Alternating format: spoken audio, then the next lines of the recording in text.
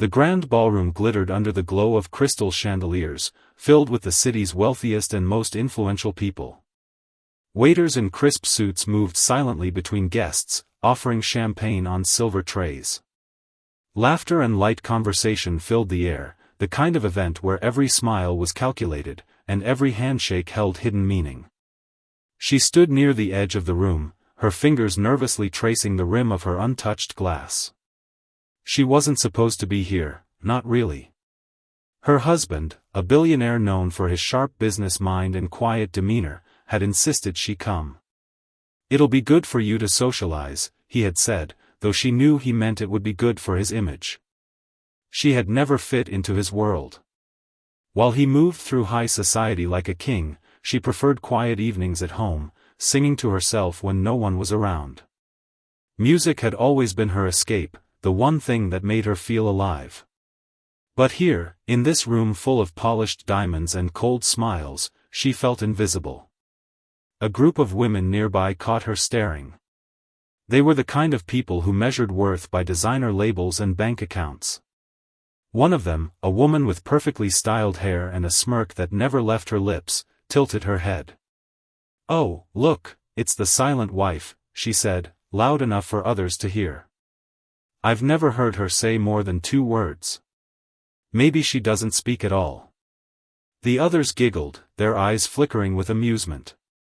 She felt her face grow warm but said nothing. She had learned long ago that responding only made it worse. Then, the woman's smirk widened. "You know, they have a karaoke machine set up in the corner for later. Maybe she should give us a performance. What do you think, ladies? Should we convince the mystery wife to sing for us?" The challenge was clear, a dare wrapped in mockery. The others nodded, their laughter sharp. She clenched her glass tighter, her heart pounding. She could walk away. She should walk away. But something inside her, something buried deep under years of quiet obedience, stirred. Her husband, standing across the room in conversation with a group of investors, hadn't noticed a thing. He rarely did when it came to her struggles. The woman stepped closer, her voice dripping with false sweetness. "Come on, don't be shy. Or are you too scared?" That was it. The words hit her like a spark to dry kindling.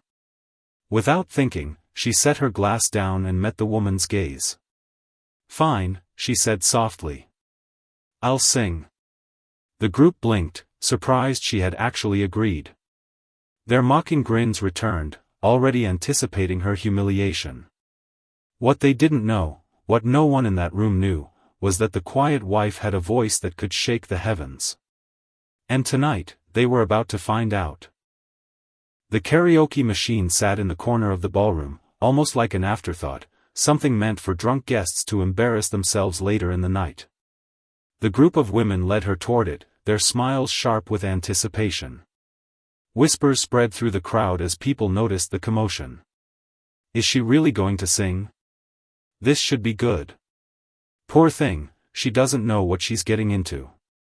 Her hands trembled slightly as she picked up the microphone. The screen in front of her displayed a list of songs, but she barely glanced at it. She already knew what she would sing, an old, soulful ballad she had practiced 1,000 times in the safety of her empty home. The lead woman, the one who had started all this, crossed her arms. "Oh, don't tell me you're backing out now," she said, loud enough for others to hear. She didn't answer. Instead, she took a slow breath and signaled the pianist, a hired musician who had been playing soft background music all evening. "Do you know, at last?" she asked quietly. The pianist, an older man with kind eyes, nodded. He had seen enough wealthy guests make fools of themselves to know where this was going. But something in her voice made him pause. There was no fear in her now, just quiet determination. As the first notes filled the room, the crowd's murmurs died down. Then, she began to sing.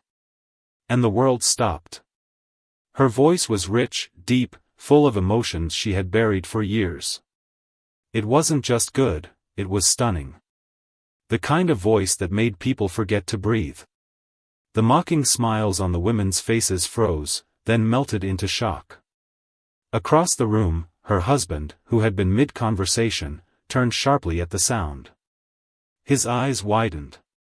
He had never heard her sing before. He didn't even know she could.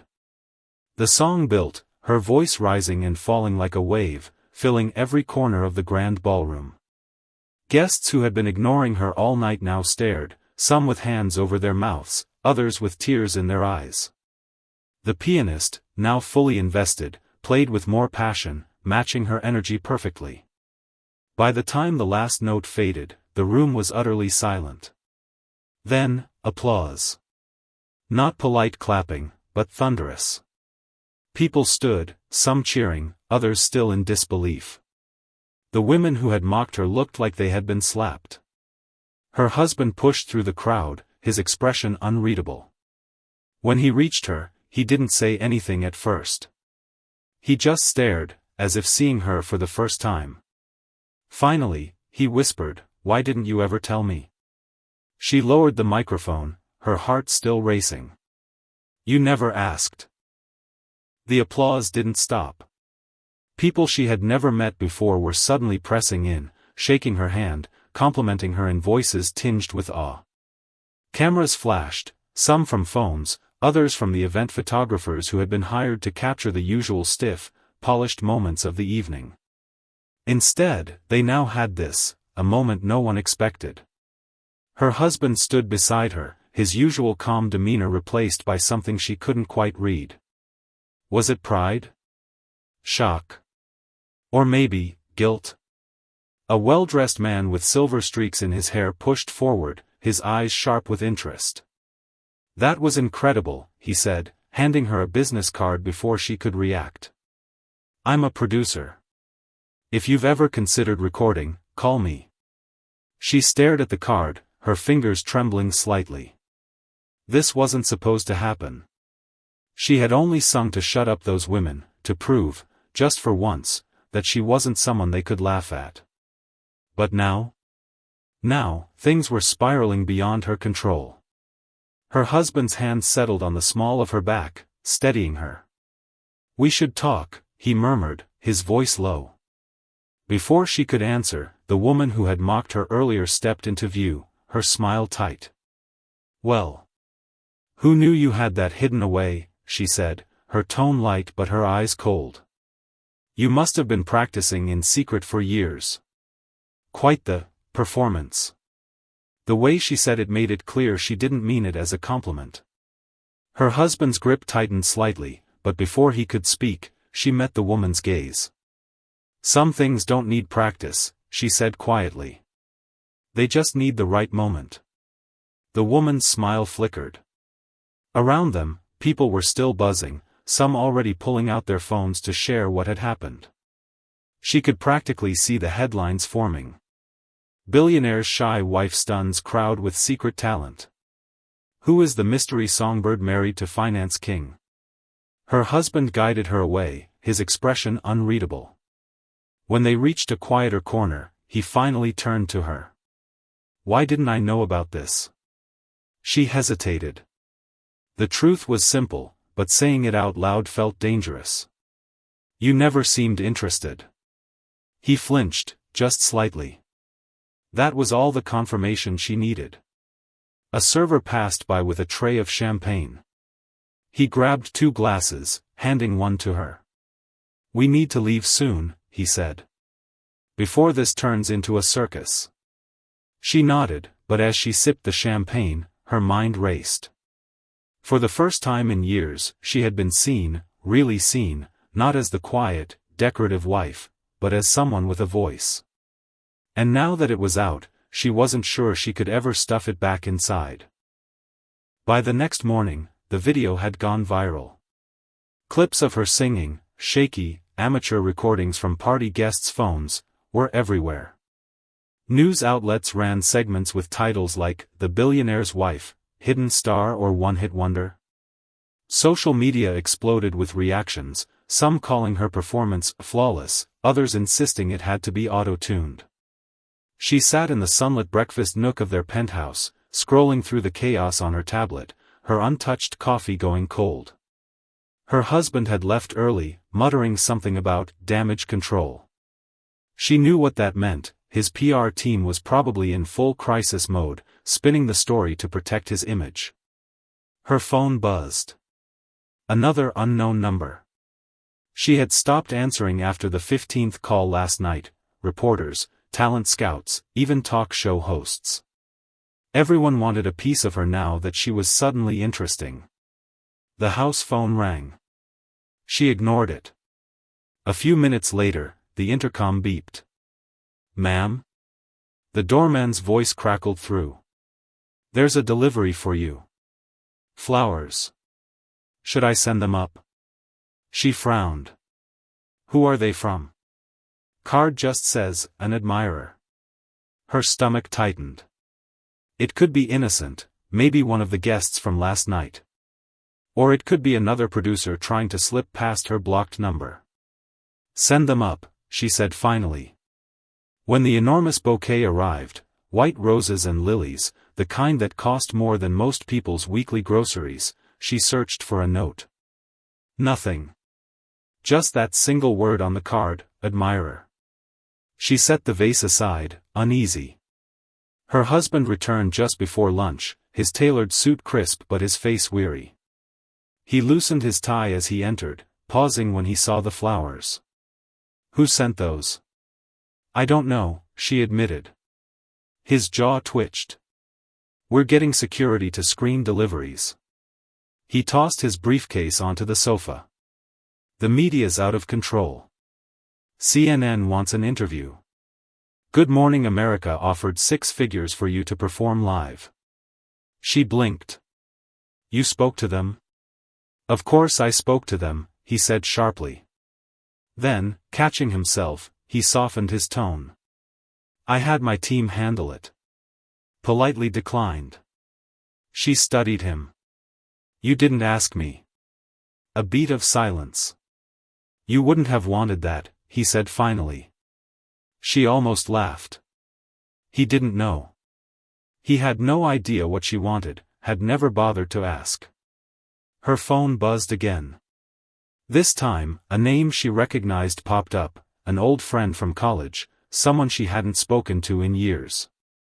"OMG, is this you?" attached to a viral tweet of her singing. She stared at it. This was her life now. Her husband's phone rang.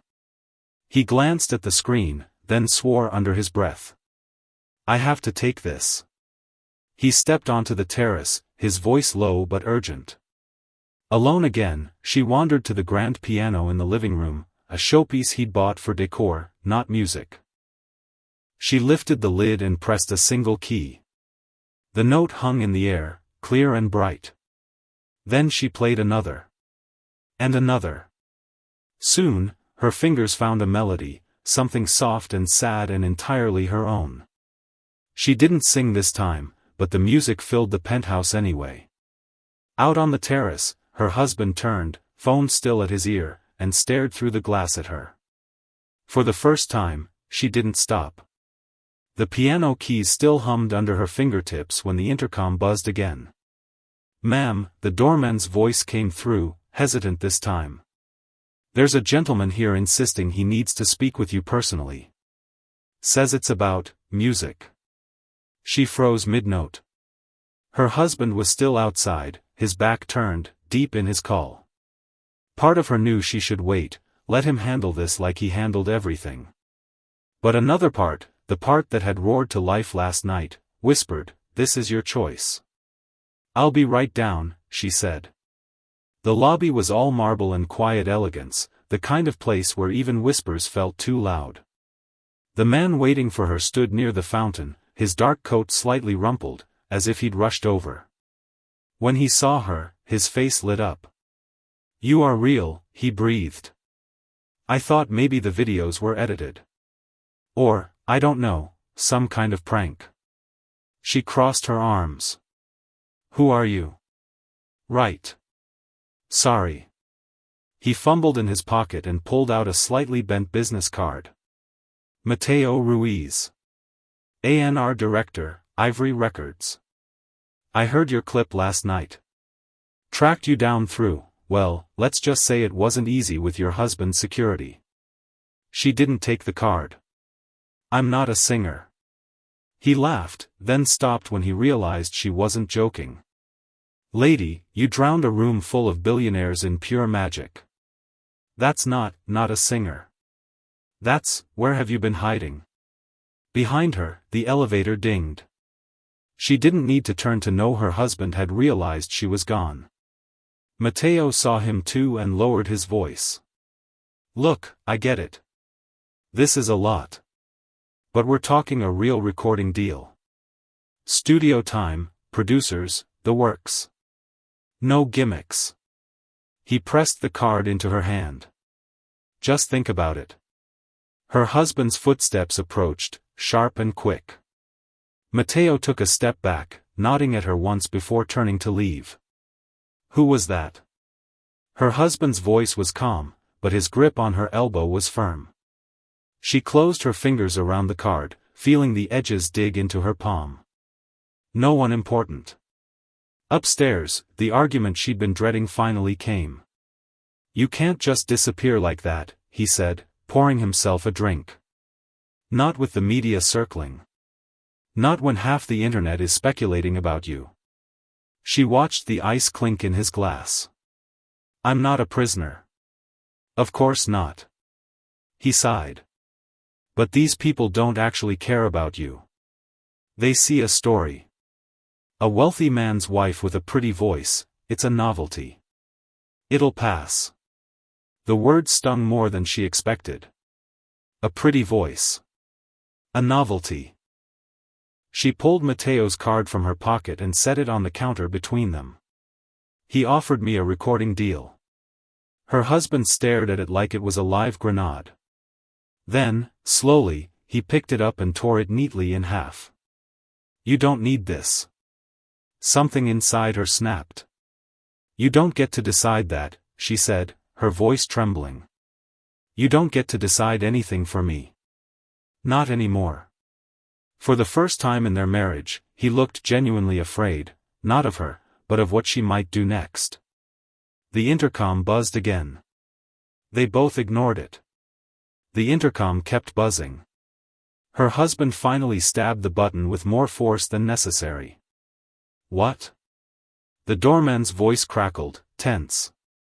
Sir, I tried to stop them, but the reporters are setting up cameras outside. And these arrived for your wife. A beat of silence. Then, through gritted teeth, send them up. She expected more flowers. Instead, the elevator doors opened to reveal a sleek black garment bag and a small velvet box. No card this time. Her husband made a low sound in his throat. Don't. But she was already unzipping the bag. Inside was a dress, no, a gown. Liquid gold fabric that shimmered even in the dim penthouse lighting. The kind of dress meant for stages, not galas. The velvet box held a single pearl earring, its mate presumably waiting somewhere. Matteo's doing. It had to be. Her husband snatched the earring box. This is harassment. I'm calling my lawyers. She ran her fingers over the gown's delicate beading. Or, she said quietly, it's an invitation. 2 hours later, she stood in front of their bedroom mirror, the gold fabric pooling at her feet. She hadn't tried it on. Hadn't decided anything. But she couldn't stop looking at it. Her husband appeared in the doorway, his phone clenched in one hand. Ivory Records just leaked a statement, he said tightly. Claiming they're in talks with you. She turned. I never agreed to that. No? Then explain this. He thrust his phone at her.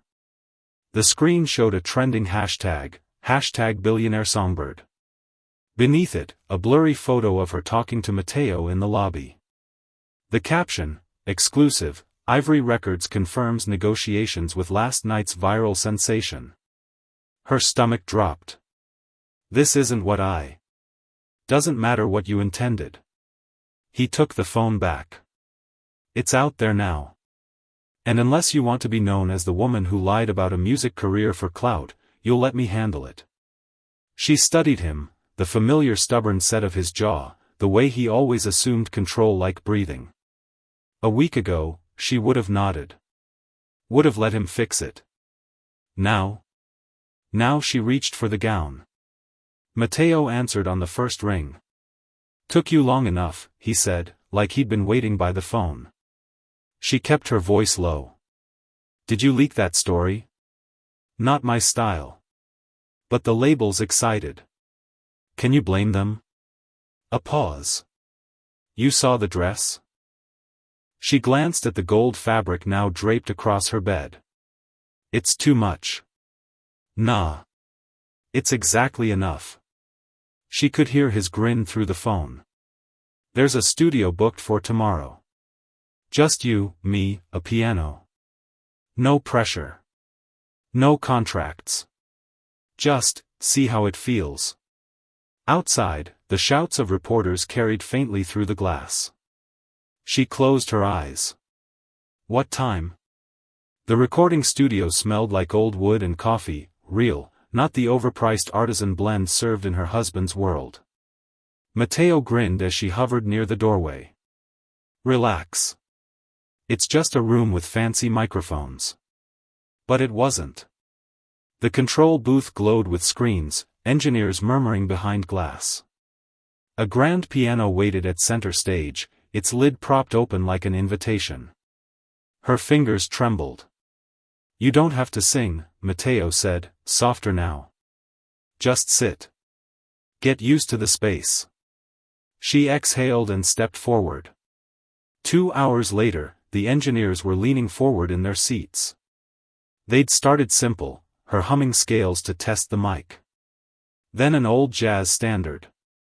Then, when no one was watching, she'd let herself try an original melody, something that had lived in her head for years. The control booth erupted. One of the engineers pulled off his headphones. "Christ. You've never recorded before?" Matteo looked like he'd won the lottery. "Told you," he mouthed to her through the glass. Her phone buzzed in her pocket for the 10th time. Her husband. Again. She silenced it. Back in the penthouse, the silence was deafening. Her husband stood by the floor-to-ceiling windows, the city lights painting him in cold blues. "Where were you?" She set down her bag, still thrumming with the day's energy. "You know where." He turned. The look on his face, something between fury and fear, stopped her cold. "Do you have any idea what's happening? The Daily Mail has paparazzi staking out the label. TMZ's running a 'Where is she now?' segment. And this," he threw a tabloid onto the coffee table. The headline screamed, "Billionaire's wife ditching him for music career?" Beneath it, a photo of her entering the studio. She picked it up. "This isn't true." "Doesn't matter." He dragged a hand through his hair. "My investors are calling. Asking if my personal life is about to become a liability." The words hung between them. She stared at him. Really stared. Not at the powerful man the world saw, but at the stranger she'd shared a bed with for years. "So that's what this is about. Your investors." Something in his expression cracked. "That's not." The intercom buzzed. Neither of them moved. Then, from the speaker, "Sir? A Ms. Laurent is here. She says it's urgent."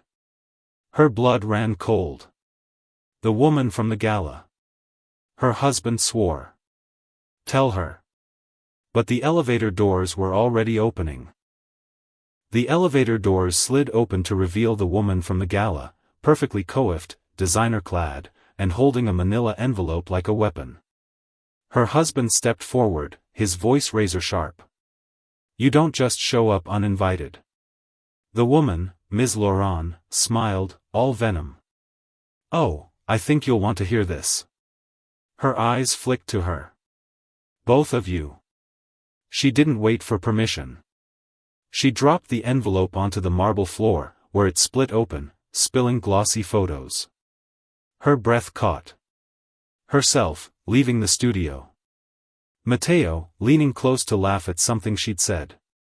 And the worst one, her hand on his arm, mid-conversation, the angle making it look far more intimate than it was. Pathetic, her husband spat. You think I care about staged tabloid shots? Ms. Laurent arched a brow. The photos are just proof she was there. The audio is what's interesting. She pulled a phone from her purse and hit play. A tinny version of Matteo's voice filled the penthouse. Once the contract signed, you're free and clear. No more gala circuit bullshit. Just you, the music, and enough money to walk away from all of this. Her stomach dropped. It was clipped out of context. Their actual conversation had been about creative control, not her marriage, but the implication was clear. Her husband went very still.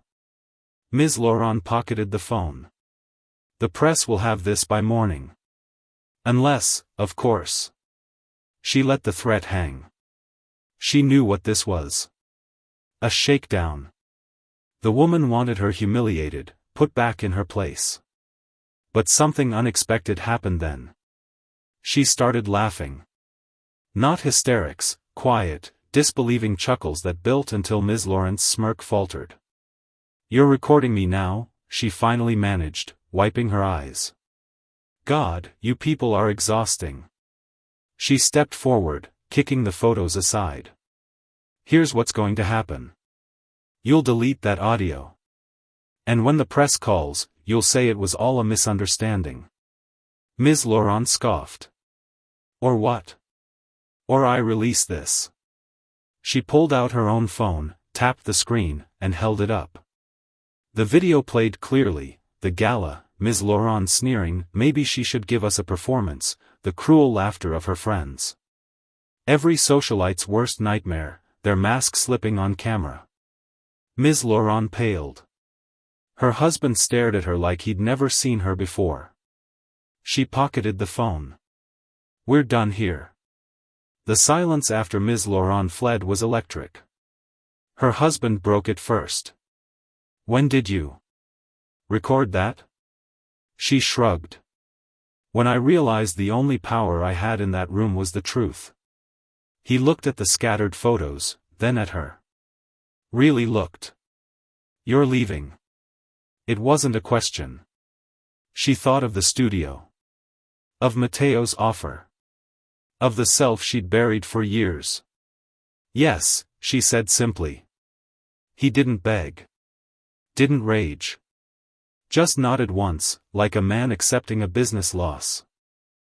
But as she turned to pack, she caught his reflection in the window, jaw clenched, eyes bright with something that might have been regret. Or maybe, just maybe, pride. Epilogue, 6 months later. The tiny club was packed, standing room only.